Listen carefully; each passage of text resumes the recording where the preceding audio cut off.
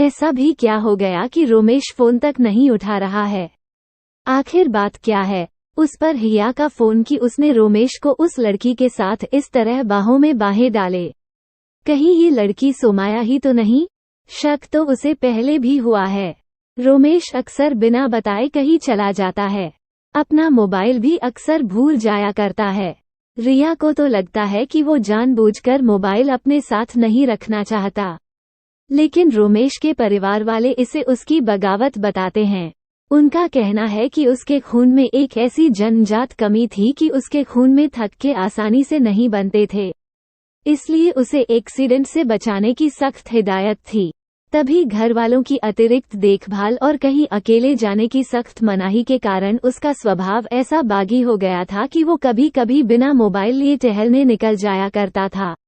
रिया ने सिर झटका। अरे हिया के पास तो और कोई काम ही नहीं है सिवाय दूसरों की जिंदगी में झांक कर उसकी गॉसिप बनाने के। कोई ऑफिस की कलीग हो सकती है, रिश्तेदार हो सकती है।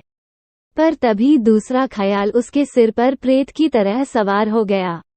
लेकिन जैसे पोज में हिया ने उन्हें देखा, और फोन क्यों नहीं उठा रहा है रोमेश आखिर? रिया का दिल किसी करवट चैन नहीं पा रहा था। घर से 2 घंटे की दूरी पर है उसका ऑफिस। 4 घंटे के सफर से बचने के लिए अधिक काम के दिनों में ऑफिस में स्थित गेस्ट हाउस में आ जाती है वो। उसने घड़ी पर निगाह डाली। 8 बजे हैं। 10 बजे तक घर पहुंच सकती है वो। कल सुबह 6 बजे निकलना होगा, तभी 8 बजे ऑफिस पहुंच पाएगी। 8:30 से मीटिंग है। गाड़ी निकालो। उसने ड्राइवर को फोन घुमा दिया। रिया अभी घर जाने के फैसले पर पहुंच चुकी थी।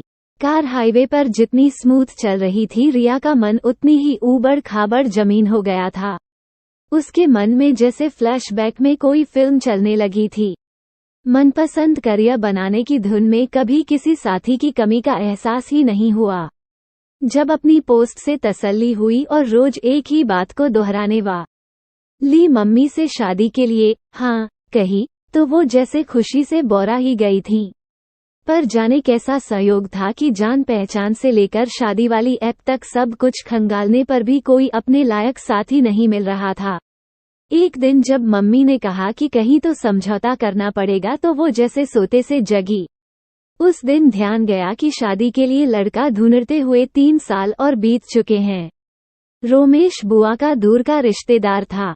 आजकल सब उसकी शादी के लिए भी लड़की ढूंढ रहे थे। वो उससे उम्र और पद दोनों में छोटा था। यही नहीं, ये बात भी परिवार में चर्चा में रही थी कि उसकी गर्लफ्रेंड ने उसे डंप किया तो वो डिप्रेशन का शिकार हो गया था। बड़ी मुश्किल से परिवार ने उसे उस मनस्थिति से निकाला था। वो उससे पहले भी मिल चुकी थी। इंसान वो अच्छा और इंटेलिजेंट भी लग था, पर जाने इस छोटी सी नौकरी में संतुष्ट था, या उसकी सेहत के कारण उसका परिवार ओवर प्रोटेक्टिव होने के कारण आगे बढ़ने की मेहनत और अवसर नहीं दे रहा था, या कोई और कारण। कैफे वाकई बहुत खूबसूरत था। टेबल भी सुंदर सजी थी। रिया और रोमेश आमने सामने बैठे थे। शादी की बात करने के लिए मिलने का ये उनका पहला मौका था। थोड़ी झिझक भी थी और थोड़ा अन्नापन भी। आखिर बात रोमेश ने ही शुरू की। आपने मेरे अफेयर के बारे में सुना होगा, पर निश्चिंत रहिए, मैं उससे कभी न मिलने का पक्का इरादा कर चुका हूँ। रिया पूछना चाहती थी कि तुमने उसे दिल से बुलाया है या नहीं। ये भी पूछना चाहती थी कि तुम और ऊंचे पद के लिए एग्जाम्स देने में रुचि रखते हो या नहीं। ये भी कि अगर कल को मेरा ट्रांसफर। मगर अब तक वो किसी न किसी बात पर अटकते हुए इतने रिश्तों को मना कर चुकी थी कि वो खुद दिल ही दिल में ऊब चुकी थी। उसे एहसास हो गया था कि वो रंग रूप में अति साधारण है, उम्र भी बढ़ रही है, और अरेंज मैरिज में ये बड़े फैक्टर होते हैं। फिर इत्तेफाक से अपनी एक सहेली शीना को किसी शादी वाली ऐप के जरिए किसी फ्रॉड के चक्कर में फंसते देख चुकी थी। रोमेश के परिवार को और उसे भी इतना तो जानती ही थी कि वे सही लोग हैं। कब वो समझौते के मूड में आ गई, कब हाँ कर दी, कब शादी की तैयारियां शुरू हो गईं और उसने मम्मी पापा और भाई बहनों के समझाने पर शादी की छोटी छोटी खुशियों में खुद को झोंक दिया, पता ही नहीं चला। सेज बड़ी ही खूबसूरत सजी थी। मोगरा की मादकता नसों में नशा बनकर छाती जा रही थी। रोमेश स्मार्ट तो था ही, आज कुछ अधिक ही हैंडसम लग रहा था। वो बहुत ही अच्छे ढंग से पेश भी आया। उसका व्यवहार रोमांटिक भी था और शालीनता में लिपटा हुआ भी।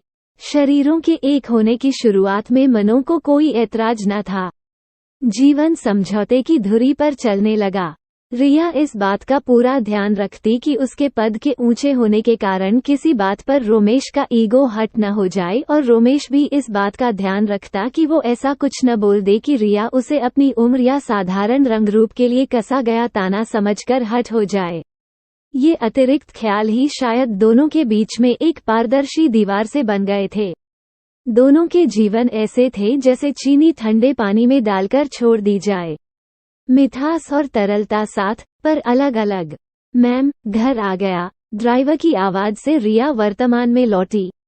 धड़कते दिल से कार से नीचे उतरी तो घर पर ताला देखकर मन किसी अनजान अंदेशे से भर गया। बाहर बरामदे और पोर्च की लाइट भी ऑफ थी। अब रिया को घबराहट होने लगी। वो जाने क्या क्या सोचे जा रही थी। इतनी समझदार होकर उसके मन में ये जेलस कहाँ से आ गई कि वो रोमेश की गर्लफ्रेंड के बारे में सोचने लगी। यह नहीं सोच रही थी कि रोमेश को कोई दिक्कत भी हो सकती है। धड़कते दिल से उसने पड़ोसी का दरवाजा खटखटाया। उन्हें रोमेश के बारे में कुछ भी पता नहीं था। कहाँ गया रोमेश?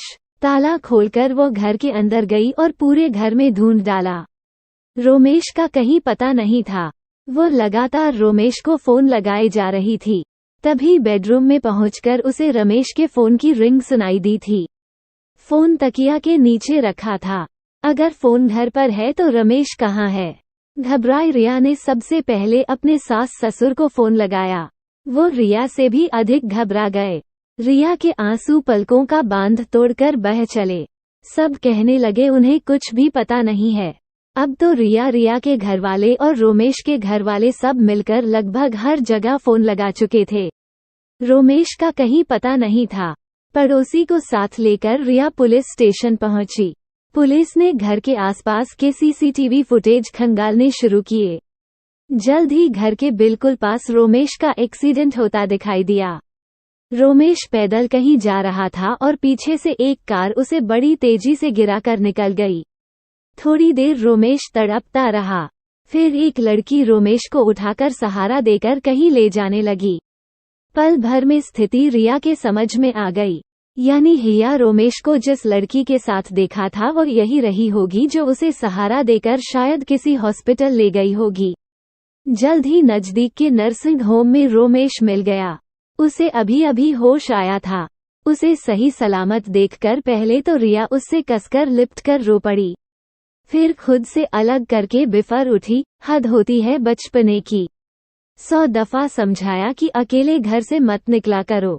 1000 दफा समझाया कि तुम मोबाइल भूलना अफोर्ड नहीं कर सकते, पर नहीं, हद होती है बचपने की। रिया के आंसू बहते जा रहे थे और वो रोमेश को डांटती जा रही थी। रोमेश भी भौचक सा था। उसने रिया का ये रूप पहली बार देखा था। अचानक उसके चेहरे पर भी नाराजगी के भाव आ गए। इतनी ही चिंता है तो मुझे छोड़कर क्यों जाती हो? मीटिंग में समय पर पहुंचना तुम्हारे लिए मेरी जान से ज्यादा कीमती है। अब रिया भौचक थी।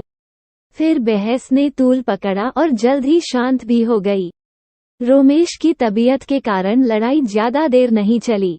पहली बार रोमेश और रिया ने बिना किसी तनाव के लड़ाई की थी। बिना चिंता अपनी नाराजगी जाहिर की थी। दोनों ही हल्का और तनाव मुक्त महसूस कर रहे थे। दूसरे दिन रिया ने छुट्टी ले ली। रोमेश को इस हालत में छोड़कर वो ऑफिस नहीं गई। अब तबीयत कैसी है? रोमेश के उठते ही रिया ने उसके सिर पर हाथ रखा। अरे तुम ऑफिस नहीं गई? इतनी इम्पोर्टेंट मीटिंग तो होती आई है और होती रहेंगी, पर तुम मेरी जिंदगी हो और अपनी जिंदगी को खतरे में डालकर कैसे चली जाती? रिया ने भावुक होकर उसके होठों पर हाथ रख दिया। आज उसे अपने दिल में पनप चुके प्यार का एहसास हो चुका था।